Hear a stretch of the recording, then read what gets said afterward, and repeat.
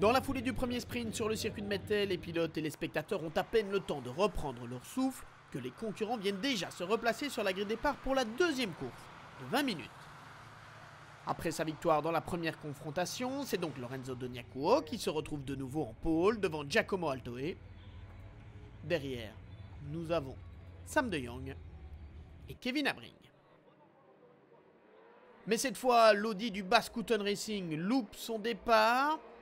Et c'est Sam de Jong qui vire en tête dans le premier virage devant Giacomo Altoe, Kevin Abring en troisième position, Stéphane Lemray, Mathieu Detry et Alexis Van de Poel. Avant même la fin du premier tour, Kevin Abring attaque directement Giacomo Altoe pour prendre la deuxième position. Et le Néerlandais parvient en effet à prendre le meilleur sur le jeune pilote italien.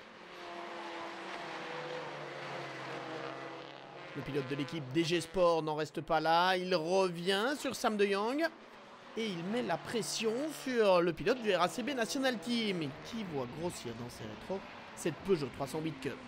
Pour la troisième place, Giacomo Altoe devant Stéphane Lemray, Mathieu Detry et Lorenzo Doniacuo qui peut se mordre les doigts d'avoir ainsi raté son départ.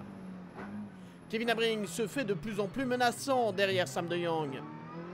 En fait, la Seat Leon TCR du RACB National Team est victime d'une crevaison lente. Et c'est dans le bac à gravier que Sam termine sa course. J'ai soudainement senti dans la ligne droite quelque chose d'étrange et j'ai pensé que j'avais une crevaison à l'avant gauche. Cela s'est confirmé malheureusement dans l'autre ligne droite avant l'épingle. La roue a déjanté et je ne pouvais plus rien faire. Les roues étaient bloquées et je suis arrivé dans le bac à gravier. Kevin Abring n'en demandait pas tant, le pilote Peugeot s'échappe en tête. Comme dans le premier sprint, Giacomo Altoe termine à une magnifique deuxième place. Il engrange ainsi des points très importants pour son équipier Guillaume Mondron, toujours candidat au titre. Après ces déboires de la longue race, Stéphane Lemray a bien limité les dégâts pour son équipier Benjamin Le Sen puisqu'il prend la troisième place devant Mathieu Detry et Lorenzo Doniacuo. Mais la victoire revient donc à Kevin Abring. Je n'avais encore jamais roulé de manière aussi intense. Je remarque que l'expérience que je commence à avoir en circuit me permet de me battre pour ma place, sans toucher les autres ou sans perdre de temps. J'ai appris à rouler plus intelligemment et à doubler les autres proprement. Et maintenant gagner, c'est génial. En terminant 2 fois deuxième, Giacomo Altoe a donc bien aidé Guillaume Mondron dans l'optique du championnat.